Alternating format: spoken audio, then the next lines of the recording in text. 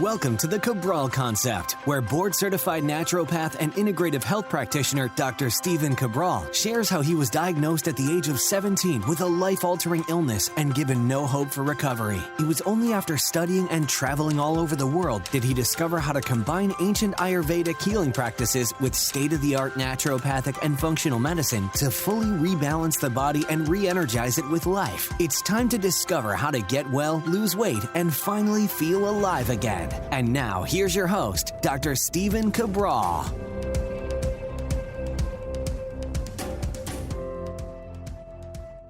Welcome back, everyone. We're here today on our Training Thursday episode. Today, we're going to be talking about the 5 ways to naturally boost nitric oxide. We'll go over what nitric oxide is, why it should matter to you, and why it gets depleted as we age. Really important, because if you're not producing enough nitric oxide, you're also more prone to what are called endothelial issues, which is basically the lining of your blood vessels, and it can lead to heart disease, right? Cardiovascular disease, number 1 killer in the world. Then we have blood pressure-based issues. We don't want that. The hardening of the arteries, the stenosis that can lead to blood pressure, diabetes, and many other issues. So again, keep in mind, nitric oxide does matter. We're able to boost it naturally, which is amazing, through nutrition, exercise, etc., but very specifically. So I want to share with you how to do that, 5 specific ways today. And I'm also going to link up a really great article on it. So again, like I say, I always like to give credit where credit is due. And this one was written by Masters in Science, registered dietitian, Gavin Van de Waal. All right, Gavin Van de Waal, just written a couple months ago. And someone actually sent me this specific little article, this resource. And I was like, oh, this is very succinct. It's nicely done. So, Gavin, great article. I want to share with you this information and basically see if I can break it down to a practice-based standpoint, from an integrative health standpoint, and how you're able to then optimize it for your own health. And I'll link this up. So all the links will be at stephencabral.com/2505. One of the reasons why this article is really nice is there's somewhere around 44 to be specific, medical citations. So not too bad at all. All right, so let's take it right from the top. Nitric oxide is a molecule that's produced naturally by your body. It's used in many health aspects. And what it does is it allows for what's called vasodilation. Why does that matter? What is vasodilation? This is something we've talked about on the podcast many, many times. Vasodilation is an expansion of our blood vessels, of our arteries. It allows blood to flow through the body very, very easily. And vasoconstriction is when everything begins to tighten up, right? So think about like in Raynaud's, where people have the discoloration of the fingers, cold hands, and cold feet. And a lot of that is from sympathetic nervous system dominance and stress. So as we produce more norepinephrine and stress hormones in our body, the capillaries and all the blood flow to these tiny little vessels becomes much more constricted. And when that happens, well, we can't bring the warm blood, the oxygen to our fingertips and our toes and even the tip of our nose. And it starts to maybe turn a little bit more purple and it feels cold to the touch. A lot of people with thyroid have a lot of slower circulation as well. I've talked about that just a couple weeks ago on thyroid-based symptoms. And again, if you want to take any of my free quizzes to see if you have any of these symptoms, you can just go to stephencabral.com/assessments.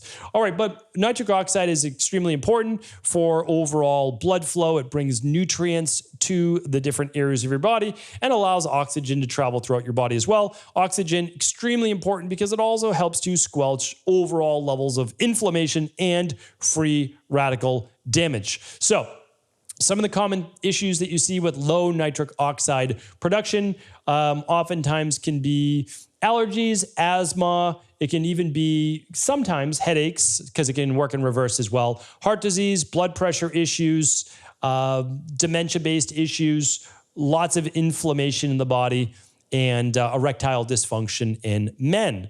So what we like to do in our practice is just understanding that as you get older, you're typically producing less nitric oxide. But like anything in life, you're able to keep it going through life if you do the things that maybe you didn't do when you were younger, but that have been scientifically proven to continue to keep this, a lot of people call it the miracle molecule going, right? Because again, if you have nitric oxide flowing in your body, it means that you have great oxygenation, great vasodilation, which means you're probably gonna have more energy, less brain fog. And that's what I think many of us do want. All right, so the first recommendation is to eat vegetables high in nitrates. Now, so the thing that this article doesn't do is give you the bioindividuality aspect. I don't know why I have such a difficult time saying that over the last few days. So bioindividuality is basically what's good for one individual is not good for another, right? And typically it falls somewhere in the middle. So like, let's take example for me. I don't do well with nightshades. Never have done well with nightshade-based vegetables. Think peppers and tomatoes and potatoes, etc. I just don't do well with them. It creates inflammation in my body. My body does not break down those nutrients from the vegetables. You might consider them tomato, fruit, etc. very well. So here's the thing though. Once I got my body totally healthy, I eliminated those foods. That was obviously not the thing that got me well. It's just one of the things, right? Understanding my body is that I can now eat nightshades again. Now I have the same genetics. What I can't do though is overdo nightshades because then, yeah, it will cause an issue. It's the rain barrel effect, right? That little book right over there, the rain barrel effect. Yeah. So I talk about that. Once your rain barrel is basically empty, you can get away with doing a lot more. All right. The same goes for nitrates. Nitrates, a lot of people have an issue with them. It gives them headaches, skin rashes, migraines, inflammation, and much more. So what we need to do though is figure out, well, why is our rain barrel so full? Is it food sensitivities? Is it gut permeability? Is it candida overgrowth? Is it SIBO, H. pylori, parasites, heavy metals, viruses? Like there's so many things that it could be, right? Environmental pollutants, lack of sleep. So anyway, what I'm saying is that some of these good, going overboard, not so good. So like celery is the first one. So, there's been the craze over the last couple of years of celery juicing. It's starting to quiet down now a little bit, but they couldn't grow enough celery, right? It's unbelievable. Well, celery is loaded with nitrates. And a lot of people have really poor reactions to using celery juice. I've talked about this before. And the problem is when one thing is recommended for everyone, a lot of people get harmed by that. Now, can some people benefit? Of course, absolutely. You've got your natural salts and potassium in celery, great electrolyte right there, right? You're also juicing it, so you're getting hydration, and then you're getting the nitric oxide that can be produced from the nitrates. So a lot of people benefited, but then a lot of people didn't. And the people who didn't were told that they weren't doing it right. Now, again, that's unfair, right? They were doing it right. It just didn't work for their body. So that's why as practitioners and even the general public, I want us to be a little gentler when people say that it's not working for them. Like we want to go deeper. Well, what might not be working for you? Okay. So like, again, that's why we have to be careful when recommendations are given out online by people that are not sharing both sides. All right. I just try to give a fair and balanced approach. That's all. All right. Other ones as well, lettuce, beets have always been a great one for producing nitric oxide. Like you want a nice juice or a little vegetable juice shot before a workout, juice a full beet, take that right down, a lot of nitric oxide production. Spinach is another, arugula is another great one as well. All right, so those are great at producing nitric oxide. I enjoy a little arugula with dinner oftentimes. That'll be a salad or some that I'll have on the side. Really, really nice as well. All right, so for me, I don't overdo high nitrate vegetables. I really don't. I'll do some beets. I love beets. The red beets are going to produce more than nitric oxide. I happen to like the yellow beets, the rainbow beets a little bit more. But I do not do great with super high nitrate foods. So you're not going to catch me juicing celery. And again, if it works for you, phenomenal. I have no issues with that. I get it. Phenomenal. I don't do that. I do smoothies instead, and it works great for my body. Okay, so that's that. Again, a lot of people just don't do well with those sodium nitrates. The next one is this, antioxidants. This is what I do a lot of. I'm a big believer in this because when I look at the blue zones, when I look at the longest lived people, they're taking in high antioxidant foods. Like the longest lived people in Okinawa eat a purple potato. It's an Okinawan purple potato. And it is unbelievably high in antioxidants and phytonutrients and something called anthocyanins. This isn't in the article, but again, I'm giving you my take on all this. Just keep in mind, antioxidants are the brightly colored fruits and vegetables. So when people are telling you not to eat fruits and vegetables, again, it's so short-sighted. It really is. It's like body transformation based, great. So you've got six-pack abs. But I don't want you to die in your mid-60s with six-pack abs, okay? I don't know. Maybe that's someone's goal. I just think that you should be in great shape for your body and your body alone and live a long time as well in good health. And you need antioxidants, okay? And you're going to get those from brightly colored fruits and vegetables. There are things like vitamin C, vitamin E. They're going to help produce like the green vegetables, like the cruciferous ones are going to help produce glutathione, which is a naturally powerful antioxidant produced in your liver. And so it's super important right there. All right. So I do a lot of that every day. 7 to 9 cups of fruits and vegetables. I do typically around 2 cups of fruit, sometimes 3, and mainly berries.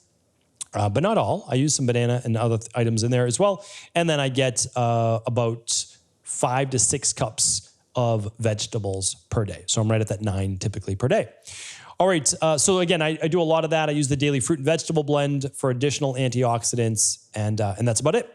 And then again, vitamin C, quercetin, all those items I take as supplements. Let me talk about that next. So a lot of people use nitric oxide precursors, such as L-arginine and L-citrulline. So here's how I use those in my practice, and I barely ever use them. But L-citrulline I will use, and again, I'm not giving any medical advice, with high blood pressure. L-citrulline can become L-arginine. So it's like, it's an easy downflow. It's kind of like EPA becoming DHA for omega-3s. It's easy. No issues there. Your body can convert it.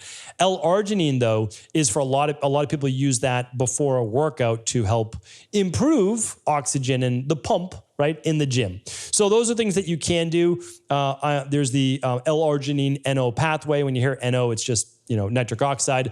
I don't use a lot of those supplements. I actually don't use any. But again, like in your 20s or so, like a lot of people do use them and a lot of bodybuilders use them. But it's not something that I use. I look at things from a clinical perspective. I will use L-citrulline. There's no doubt about it.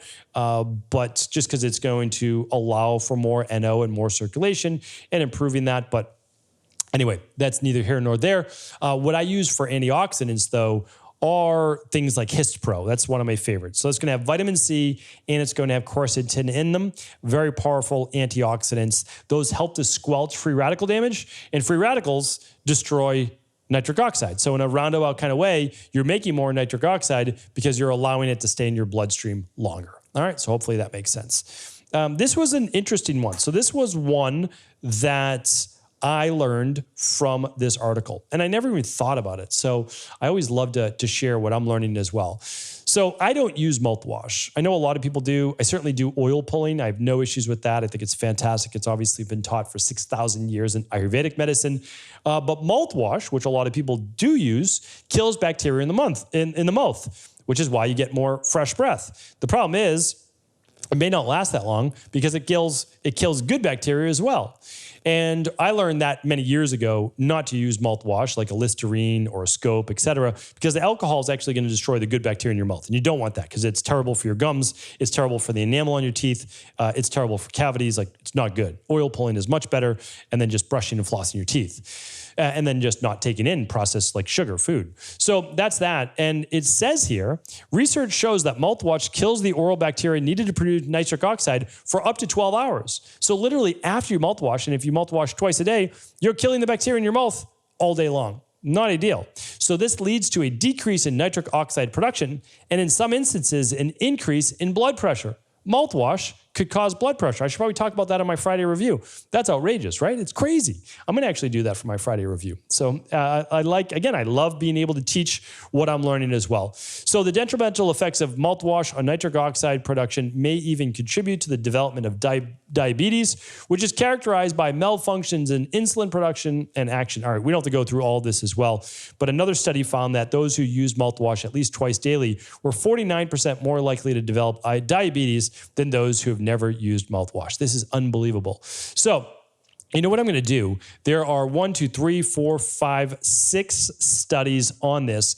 I'm going to digest all 6 of those studies, and I'll do a separate show on this and much better alternatives than mouthwash, because obviously there are tens of millions, maybe even hundreds of millions of people using mouthwash. So mouthwash, wow, it's unbelievable. So really, really impressed there. What's the moral of the story? Don't use mouthwash, right? Oil pull instead. You can use sesame oil, organic, cold-pressed sesame oil, or coconut oil. All right. And the last one I wanted to share with you today, and this is why it's on a Training Thursday, is exercise. exercise. We overlook exercise in our society because we believe exercise is only for people who want to get in shape and pump up their muscles and all that other stuff. Well, here's the thing. Yes, it can do those things, but exercise is a prerequisite. I'm saying this right now. It's a prerequisite, meaning you have to do it in order to be a healthy individual. You really do. Because exercise helps regulate the immune system. It helps regulate the uptake of nutrients. It sends signals in the cell to stay young and to kill old cells called apoptosis so that you can continue to rejuvenate the body. It helps you to produce your own natural antioxidants. It improves circulation, and yes, it improves nitric oxide production.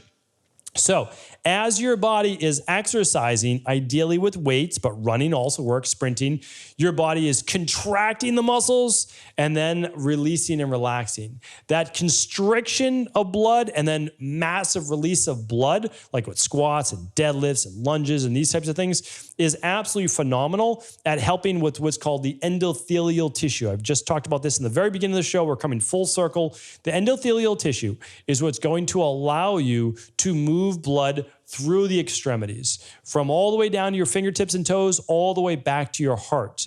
This is so vitally important because all of your cells need nutrition, and you need to take the waste away as well through the lymphatic system and then out of your body. So nutrients in, waste out. You can't get that without proper circulation. Now, exercise and regular physical activity also helps to prevent, and again, not giving medical advice, I have to say that, high blood pressure, heart disease, and potentially diabetes as well.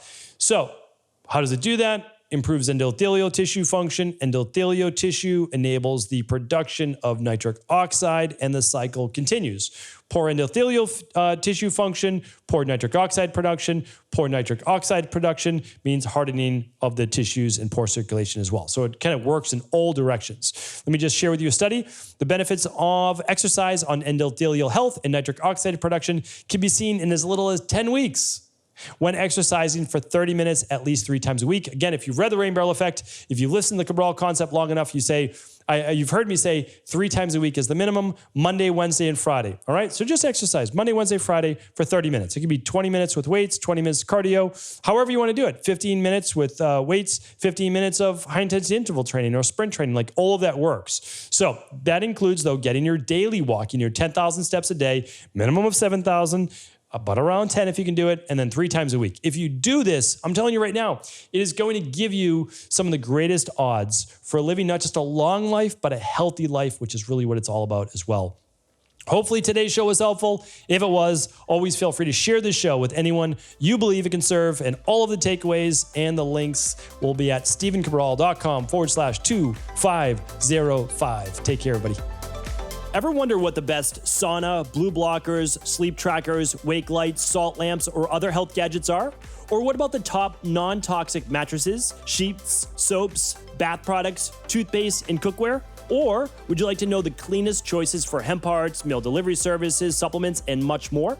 I personally curated, researched, and now created a resource page of all of my top picks that continues to grow each week. These are the exact products I use in my own life, with my family, in my private practice, and they're the ones I trust. To find out all of my up-to-date recommendations and all the details, simply head on over to stephencabral.com/resources.